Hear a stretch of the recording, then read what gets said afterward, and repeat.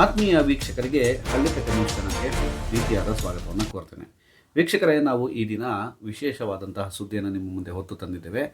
ಆ ಸುದ್ದಿ ಏನಪ್ಪ ಅಂತಂದರೆ ಅದೇ ಶ್ರೀ ಕ್ಷೇತ್ರವಾದಂತಹ ಧರ್ಮಸ್ಥಳದ ಕುರಿತಾಗಿ.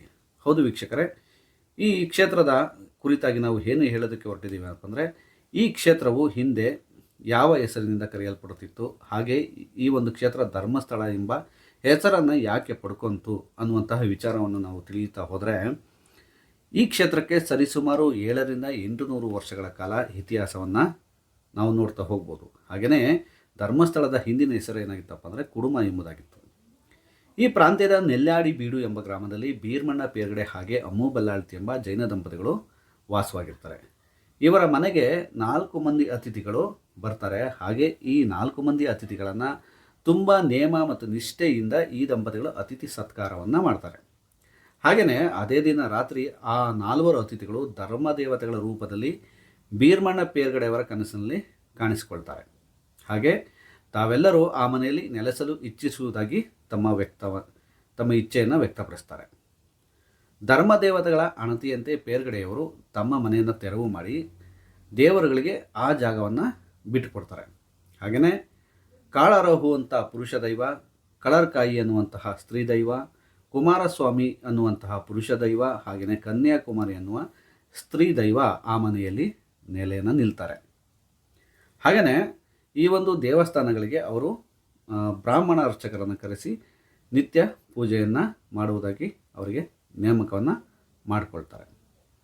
ಹಾಗೆಯೇ ಶಿವಯೋಗಿಗಳು ಇಲ್ಲಿ ಈಶ್ವರ ಲಿಂಗವನ್ನು ಸ್ಥಾಪಿಸುವಂತೆ ಸಲಹೆಯನ್ನು ನೀಡ್ತಾರೆ. ಹಾಗೆ ಧರ್ಮದೇವತೆಗಳು ಕೂಡ ಇದನ್ನೇ ಹೇಳಿ ಕದ್ರಿಯಲ್ಲಿರುವಂತಹ ಮಂಜುನಾಥನ ಲಿಂಗವನ್ನು ತರಲು ತಮ್ಮ ಪ್ರತಿನಿಧಿಯಾಗಿರ್ತಕ್ಕಂತಹ ಅಣ್ಣಪ್ಪ ಸ್ವಾಮಿಯನ್ನು ಅಲ್ಲಿಗೆ ಕಳಿಸ್ತಾರೆ.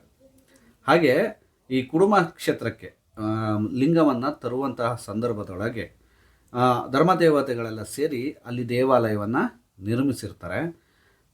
ಅದಾದ ನಂತರ ಅಲ್ಲಿ ಆ ಒಂದು ಶಿವಲಿಂಗವನ್ನು ತಂದು ಪ್ರತಿಷ್ಠಾಪನೆಯನ್ನು ಮಾಡಲಾಗುತ್ತೆ. ತದನಂತರ ಸರಿಸುಮಾರು 16ನೇ ಶತಮಾನದ ಸುಮಾರಿಗೆ ಶ್ರೀ ದೇವರಾಜ ಹೆಗ್ಗಡೆಯವರು ಉಡುಪಿಯ ಶ್ರೀ ವಾದಿರಾಜ ಸ್ವಾಮಿಗಳನ್ನು ಈ ಒಂದು ದೇವಸ್ಥಾನಕ್ಕೆ ಭೇಟಿ ನೀಡಲು ಆಹ್ವಾನವನ್ನು ಕೊಡ್ತಾರೆ. ಸ್ವಾಮೀಜಿಯವರು ಕೂಡ ಸಂತೋಷದಿಂದ ಈ ಆಹ್ವಾನವನ್ನು ಸ್ವೀಕರಿಸಿ ಮಂಜುನಾಥ ದೇವರ ವಿಗ್ರಹವನ್ನು ವೈದಿಕ ವಿಧಿವಿಧಾನಗಳ ಪ್ರಕಾರ ಪ್ರತಿಷ್ಠಾಪನೆ ಮಾಡದೇ ಇರುವಂತಹ ಕಾರಣ ನಾನಿಲ್ಲಿ ಅನ್ನದಾನವನ್ನು ಸ್ವೀಕರಿಸಲ್ಲ ಅಂತೇಳಿ ಅವರು ನಿರಾಕರಿಸ್ತಾರೆ. ಹಾಗೆ ಅದಾದ ನಂತರ ಶ್ರೀ ಹೆಗ್ಗಡೆಯವರು ಏನು ಮಾಡ್ತಾರಪ್ಪ ಅಂದರೆ ಶಿವಲಿಂಗವನ್ನು ಸ್ವತಃ ತಾವೇ ಪ್ರತಿಷ್ಠಾಪಿಸುವಂತೆ ಸ್ವಾಮೀಜಿಯಲ್ಲಿ ವಿನಂತಿಯನ್ನು ಮಾಡಿಕೊಳ್ತಾರೆ. ಅದಾದ ನಂತರ ವೈದಿಕ ವಿಧಿವಿಧಾನಗಳ ಆಚರಣೆಯ ಪ್ರಕಾರ ಸ್ವಾಮೀಜಿಯವರು ಈ ಒಂದು ವಿಗ್ರಹಕ್ಕೆ ಜೀವಕಳೆಯನ್ನು ತುಂಬುತ್ತಾರೆ. ಹಾಗೆಯೇ ಈ ಒಂದು ಕ್ಷೇತ್ರದಲ್ಲಿ ದಾನ ಧರ್ಮಗಳು ಇರೋದರಿಂದ ಕಾರಣ ಈ ಒಂದು ಕುಡುಮ ಪ್ರದೇಶಕ್ಕೆ ಸ್ವಾಮೀಜಿಯವರು ಏನಂತ ಹೆಸರಿಡ್ತಾರಪ್ಪ ಅಂದರೆ ಧರ್ಮಸ್ಥಳ ಅಂತೇಳಿ ಹೆಸರನ್ನು ಇಡುತ್ತಾರೆ.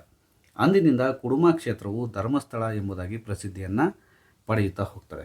ಹೌದು ವೀಕ್ಷಕರೇ, ಈಗಲೂ ಸಹ ಧರ್ಮಸ್ಥಳದಲ್ಲಿ ಯಾವುದೇ ರೀತಿಯಾದಂತಹ ಜಾತಿ ಧರ್ಮದ ಹಂಗಿಲ್ಲದೆ, ಭೇದ ಭಾವವಿಲ್ಲದೆ ಎಲ್ಲ ಜಾತಿಯ ಎಲ್ಲ ಧರ್ಮದ ಭಕ್ತರನ್ನು ಸಹ ಈ ಒಂದು ಧರ್ಮಸ್ಥಳ ಕ್ಷೇತ್ರದಲ್ಲಿ ಆಹ್ವಾನ ನೀಡಲಾಗಿದೆ. ಹಾಗೆಯೇ ಇಲ್ಲಿ ಅನ್ನದಾನವನ್ನು ಸಹ ಏರ್ಪಡಿಸಲಾಗಿರುತ್ತದೆ. ಈ ಒಂದು ಕ್ಷೇತ್ರ ಇಷ್ಟೊಂದು ಅಪಾರವಾದ ಭಕ್ತ ಸಮೂಹವನ್ನು ಒಳಗೊಂಡಿದ್ದು ಈಗಲೂ ಸಹ ತನ್ನದಾದ ವರ್ಚಸ್ಸನ್ನು ಒಳಗೊಂಡಿರ್ತಕ್ಕಂಥದ್ದು ನಾವಿಲ್ಲಿ ಕಾಣ್ಬೋದಾಗಿರ್ತದೆ. ಇದಿಷ್ಟು ಈ ಒಂದು ಕ್ಷೇತ್ರದ ಇತಿಹಾಸವಾಗಿರುತ್ತದೆ ವೀಕ್ಷಕರೇ. ಇನ್ನು ಹೆಚ್ಚಿನ ಮಾಹಿತಿಗಳಿಗಾಗಿ ನಮ್ಮ ಚಾನಲನ್ನು ನೋಡ್ತಾ ಇರಿ. ಹಾಗೆ ಲೈಕ್ ಕೂಡ ಮಾಡಿ, ಶೇರ್ ಮಾಡಿ ಅಂತೇಳಿ ಈ ಮೂಲಕ ನಾನು ನಿಮ್ಮಲ್ಲಿ ವಿನಂತಿಸಿಕೊಳ್ತೇನೆ.